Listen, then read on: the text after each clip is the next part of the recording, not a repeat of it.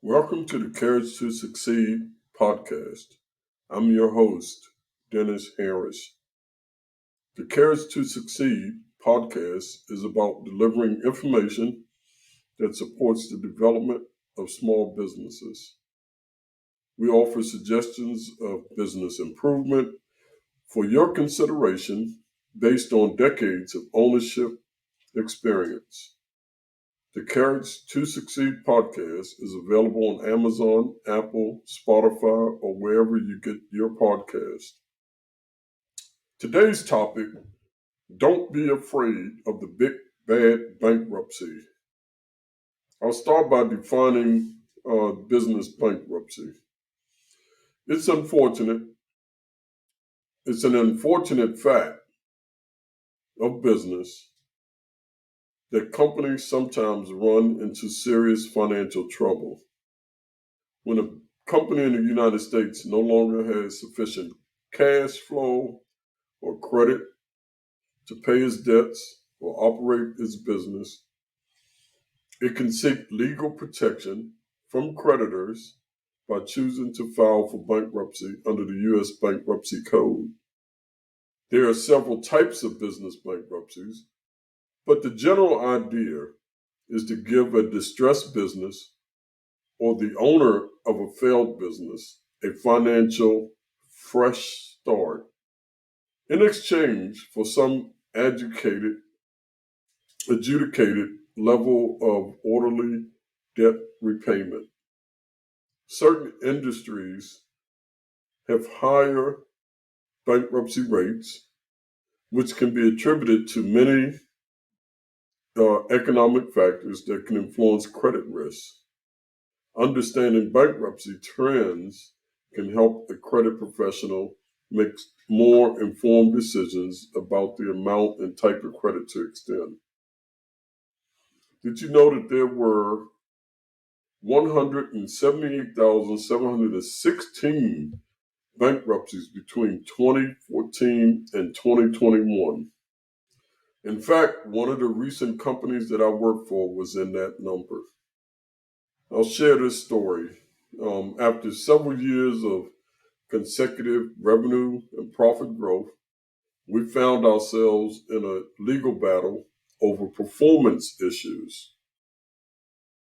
The company had agreed to provide services to a client that were completely different from its core business offerings. Since this was an area of service where we had no internal leadership with knowledge or experience, we found ourselves totally dependent on the leadership of one employee. This employee had been hired just to facilitate this part of the business and had no connection to the primary company business. The hired specialist proceeded to fill the positions of this segment with people either related or beholden to him. My immediate protest of this situation fell on deaf ears, primarily because this was such a profitable portion of the overall company. This 5-year project worked almost flawlessly for the first 2 years, until one day when the project leader decided that he deserved more money. The owners attempted to appease this hired specialist, but apparently found that what they offered was not enough. The specialist started not to show up at the project site, and his team's performance started to become lackluster, to put it lightly. This, of course, caused project delays, and that did not sit well with the prime contractor. To make a long story short, the prime issued a notice to cure that was not adhered to in a timely manner. The prime sued.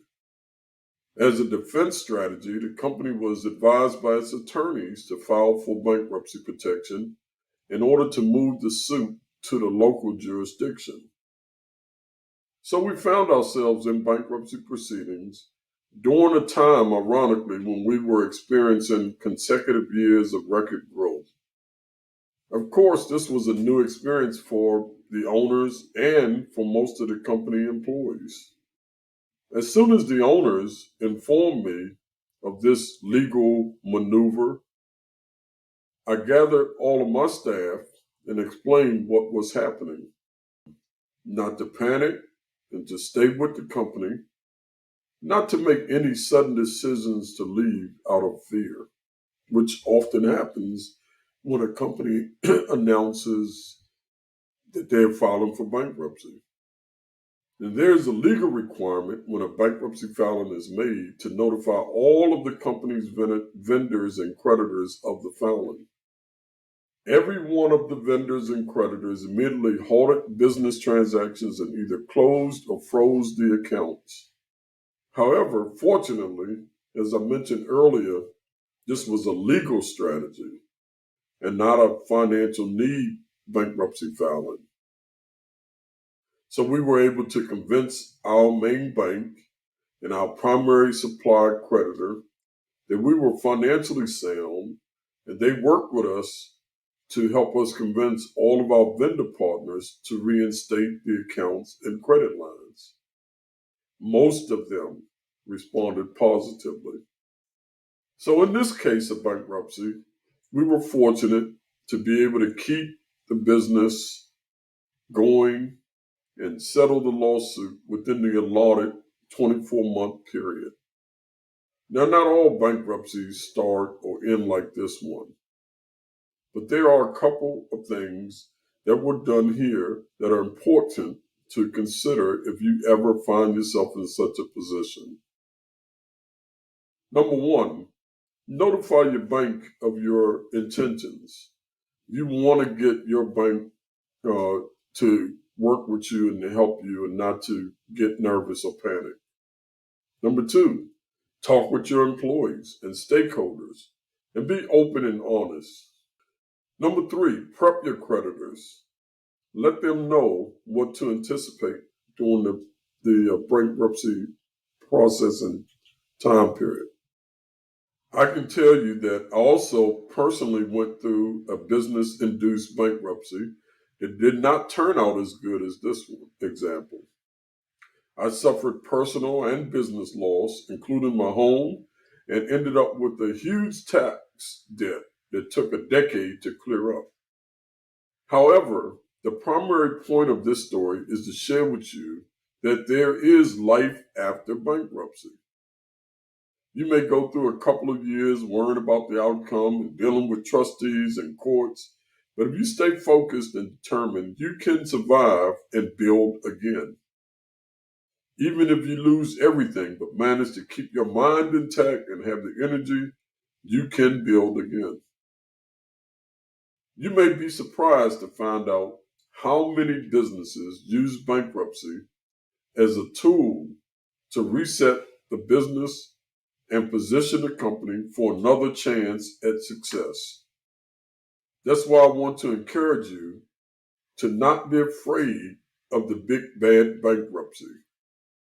If you find your company in a position that bankruptcy is the only option, push through and consider it as a tool for pausing and restructuring your company so that you can get a fresh start.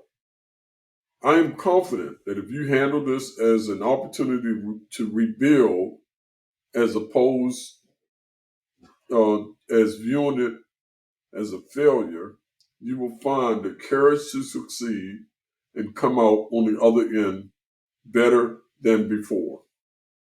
Thank you for listening to this episode of the Courage to Succeed podcast. For more information on how to handle bankruptcy, just send me a note through the Contact Us page at www.scottupshaw.net.